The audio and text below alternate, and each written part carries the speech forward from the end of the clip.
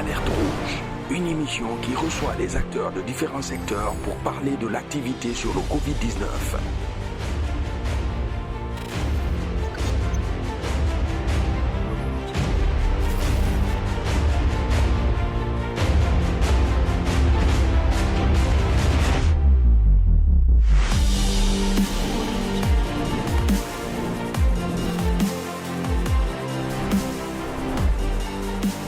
Présenté par Steve, manager du site d'information culturelle et sportive africa224.com. Alerte Rouge. Bonjour à tous, chers téléspectateurs. Merci encore une fois de nous renouveler votre confiance dans cette émission. Nous sommes du côté de Kaloum, au bureau du directeur général de la société Sogibek. Avec lui, nous allons parler de l'actualité du coronavirus. Bienvenue avec nous et restez connectés. Alerte Rouge. Bonjour et merci de nous avoir reçus chez vous encore une fois, ça fait plaisir. Merci Steve, merci d'être venu. Alors pour commencer, nous on va vous, déjà devant le caméraman, essayer de nous parler un peu de qui est Bakary Diaby pour un début, juste en quelques minutes. Bon, je m'appelle Bakary Diaby, je suis le président directeur général de Sogibek. Nous évoluons un peu dans les télécoms, dans les BTP et dans la mine. D'accord.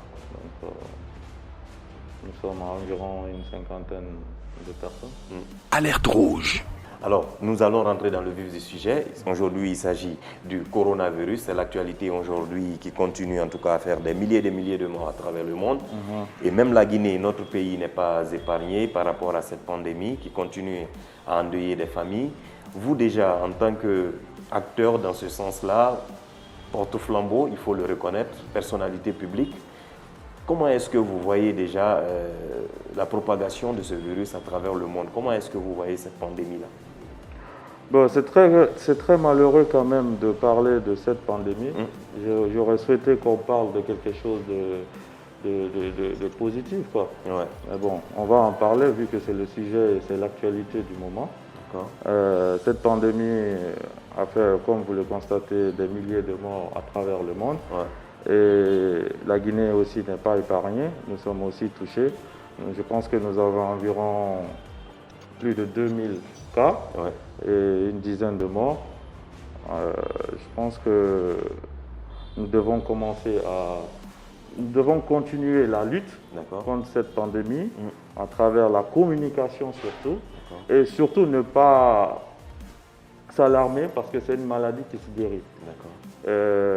Mais la contamination, elle va très rapidement. Donc il faut que les gens puissent croire à cette maladie, qu'elle existe vraiment. Qu'elle existe et il faut respecter les gestes barrières. Et ces gestes barrières pourront sauver des milliers de vies. Alerte Rouge. En parlant de gestes barrières, vous faites allusion à quoi déjà? C'est laver régulièrement les mains, limiter les contacts directs, porter les masques comme on est en train de le faire là, et plein d'autres gestes barrières qui existent. Alerte Rouge. Super. Voilà. Et est-ce que M. Bakary Diaby s'est fait dépister déjà du coronavirus? Non, pas encore. D'accord. Parce que je ne présente pas de symptômes pour le moment. Ok. Et au bureau de Sogibek également, est-ce qu'il y a eu des contacts ou bien vous avez eu des plaintes par rapport à tout cela, des employés qui se disent, ben voilà, aujourd'hui ils sentent une certaine modification de leur système et tout? Oui, nous on a été victimes d'un cas ici. Nous avons un de nos collègues qui a été contaminé par le Covid. Mais très tôt, il s'est fait dépister. Dès qu'il a eu les premiers symptômes, il s'est fait dépister. Ensuite, il s'est fait traiter et aujourd'hui, il est parmi nous et il est guéri, quoi. Donc, je conseille à tout un chacun, dès que vous sentez des symptômes liés au Covid, n'hésitez surtout pas d'aller vous faire dépister pour sauver d'autres vies, pour sauver votre propre vie et sauver d'autres vies. Ça, c'est important. C'est très très important. Parce que ne pas avoir le Covid et ne pas se dépister et ne pas être confiné, tu contamines plusieurs personnes. Moi, je peux dire que c'est un crime. Parce que si tu sais que tu as une maladie qui est contagieuse et que tu ne le fais pas savoir, tu te dépistes pas, tu contamines plusieurs personnes qui meurent derrière, c'est un crime. Parce que l'intention, elle est là. Ouais. Tu savais ce que tu avais, mais tu as refusé. Super. Alerte rouge. Voilà. Ok, et du côté du bureau ici, quelles sont les dispositions que vous avez mises en place pour pouvoir freiner cette propagation du virus? Dès le début, nous avons déjà mis les kits, c'est-à-dire les kits se laver les mains, les masques, le thermoflash, et limiter l'accès au bureau avec certaines personnes. Après ça, nous avons confiné le personnel afin d'effectuer le télétravail. Et nous avons interdit également nos commerciaux de se rendre dans d'autres bureaux. D'accord. Vous voyez, parce que les commerciaux, ils sont obligés d'être en mouvement, d'aller vers les clients.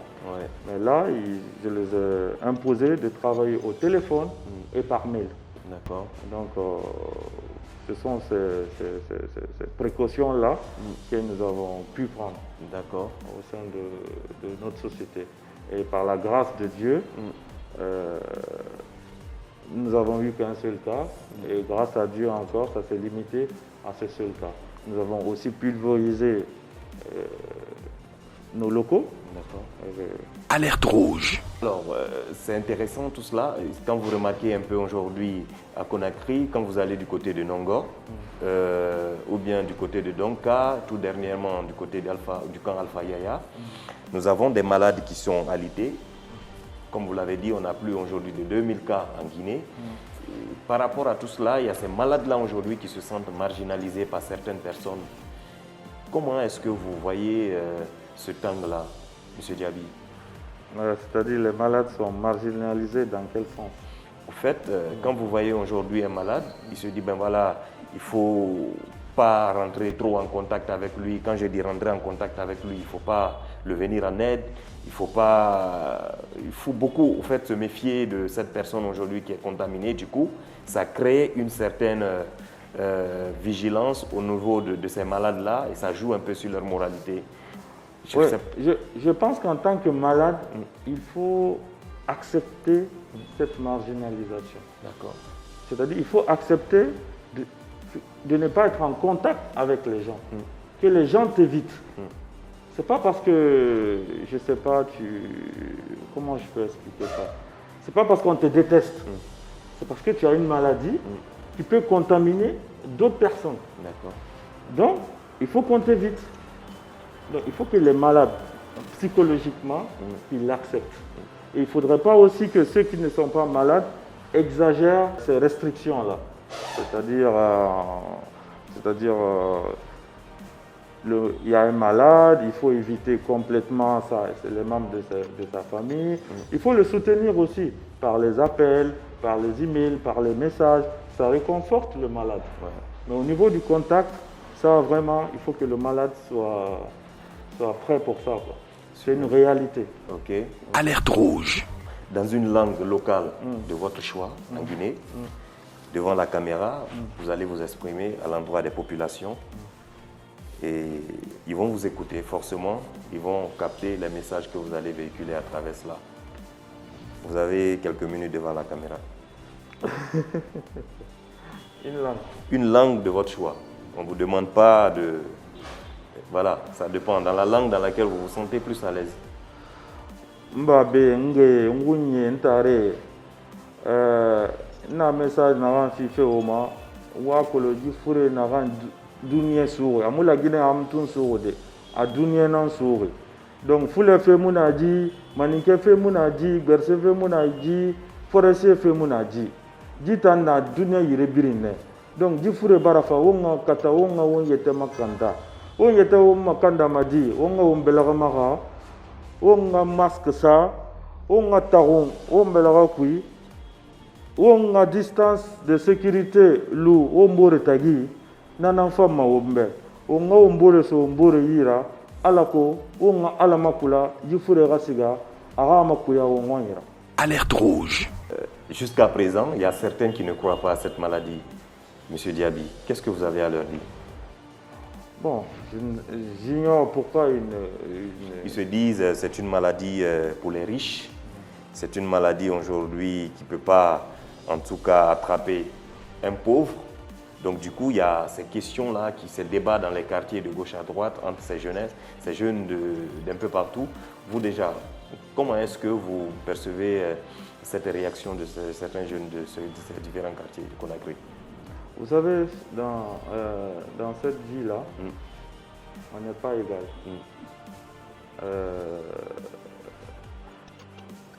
Chacun tombe malade. Ouais. Vous voyez? Mais si une star ou un président tombe malade, c'est le monde entier qui est au courant. Ouais. Donc c'est pour cela, c'est vrai. au niveau de l'information, nous avons vu des premiers ministres dans le monde, des grandes puissances qui ont été contaminés. Donc c'est une preuve pour dire que là où ce premier ministre a été contaminé, sachez que vous autres, vous n'êtes pas épargnés. Ouais. Donc ce n'est pas une question de pauvres, de maladie de pauvres ou de riches. Ça, c'est de l'ignorance. Mais c'est seulement de dire que le haut sommet, c'est-à-dire les grandes puissances ou les grandes personnes sur cette terre ont été contaminées. On ne peut pas faire la pub de tout le monde. Il y a eu plus de 80 000 morts. Sur les 80 000 morts dans le monde, ils ont annoncé pour combien à la télé? Vous voyez? Donc que les gens comprennent que c'est une réalité, cette maladie. Elle touche tout le monde, toutes les couches sociales sur cette terre-là. Donc c'est une réalité, il faut y croire surtout pour éviter la propagation de la pandémie. Voilà. Et surtout, aujourd'hui en Guinée, c'est la saison hivernale qui arrive, nous avons d'autres maladies qui existent chez nous, telles que la grippe, choléra, ainsi de suite, quoi. Si cette pandémie aussi s'ajoute à ça, je pense que ça ne sera pas intéressant pour nous. Ouais. Donc il faut absolument éradiquer cette pandémie avant les grandes saisons pluvieuses. Alerte rouge. Du côté de l'État, qu'est-ce que vous avez à dire comme message? Moi, du côté de l'État, je sais qu'ils sont en train de faire un travail remarquable. Ils sont en train de vraiment apporter un effort remarquable, de continuer, de redoubler encore, parce qu'aujourd'hui, nous ne pouvons compter que sur l'État. Vous voyez? L'État, c'est la mère de tout le monde. C'est la mère de tout le monde. Ouais. Vous voyez? Donc on n'a nulle part où aller se plaindre si ce n'est pas l'État. Que ça aille ou que ça n'aille pas, nous allons dire c'est l'État. Donc je demande au peuple de Guinée d'être solidaire, d'accompagner l'État. Parce que l'État aussi ne peut pas le faire tout seul. Ouais. Il faut le travail de tout un chacun. Donc je demande au peuple de Guinée vraiment d'être conscient et de se souder et d'aider l'État à éradiquer cette pandémie-là. Alerte rouge. Merci pour cette première partie. Nous allons nous retrouver dans un instant pour la deuxième partie de cette émission intitulée Alerte rouge Covid-19 avec le quiz. Alerte rouge. Bienvenue dans votre rubrique quiz Covid-19 de l'émission Alerte rouge. On repart avec la première question, c'est de savoir, Bakary Diaby, quelle est la définition de l'ANSS? Définition de l'ANSS, Agence nationale santé sécurité. L'Agence nationale de sécurité sanitaire. Alerte rouge. Ok. Super. Ouais. Ok. Ok, d'accord. Ça marche. Et qui est son directeur? Je pense que c'est un certain docteur Sakoba Kondé. Sakoba Keita. Sakoba Keita. Pourquoi le mettre en Kondé? Alerte rouge. Alors, quel est le premier pays africain le plus touché par le Covid-19? C'est les États-Unis. Non, africain, le pays africain le plus touché. C'est l'Afrique du Sud. Alerte rouge. Quel est le premier des ministres guinéens à avoir contracté le Covid-19? Le premier ministre guinéen? Le premier des ministres guinéens, oui. Avoir le Covid? Avoir contracté le Covid-19. Je sais pas. Hein. C'est le ministre des TP. Non, je n'ai pas compris. Moi, j'ai cru que c'était Premier ministre. J'ai dit le premier des ministres guinéens. Ah, ok, d'accord. Ouais, c'est Moustapha Naïté. Super. Alerte rouge. Alors, que te rappelle la date du 11 janvier 2020? Je pense que c'est le premier cas en Guinée. Non, c'est le premier cas détecté en Chine. Alerte rouge. Alors, l'avant-dernière question, c'est de savoir que te rappelle également la date du 30 janvier 2020? 30 janvier. Aucune idée. Déclaration de l'urgence sanitaire par l'Organisation mondiale de la santé. L'OMS. Alerte rouge. Quel est le pays africain qui donne de l'espoir aujourd'hui dans la lutte contre le Covid-19? C'est le Sénégal. En faisant quoi? Ils ont plus de malades guéris. Okay. Et les gestes barrières sont assez respectés. Okay. Et le gouvernement s'implique beaucoup. Okay. Et ils ont beaucoup d'aide au niveau international. D'accord. Et si je vous parlais de Madagascar aussi? Oui, Madagascar, oui, ils ont trouvé leur remède. Maintenant, c'est de savoir si c'est fiable ou pas. Alerte rouge. D'accord. Okay, merci. On parle de santé. Donc, s'il y a des remèdes, il faut vraiment qu'ils soient vraiment vérifiés, quoi. Ok. Avant qu'on ne se quitte, est-ce que vous avez quelque chose d'autre que vous avez voulu dire que vous n'avez pas eu l'opportunité? Je pense qu'on a tout dit et si on continue, on ne va pas finir parce qu'il y a tellement à dire concernant cette maladie, les gestes barrières à respecter, l'impact aujourd'hui au niveau économique, on n'a pas parlé, qui est aussi un sujet très important. Mais le plus important, c'est d'éradiquer cette pandémie. Ensemble, stop Covid-19. Super. C'est avec ces mots de M. Bakary Diaby que nous, on va se dire au revoir et se reprendre très prochainement dans une autre émission. Pendant ce temps, on vous dit, restez chez vous, prenez soin de vous et restez en contact avec cette émission pour plus d'informations dans un prochain numéro. Et à très vite. Alerte rouge. Une émission qui reçoit les acteurs de différents secteurs pour parler de l'activité sur le Covid-19. Présentée par Steve, manager du site d'information culturelle et sportive africa224.com.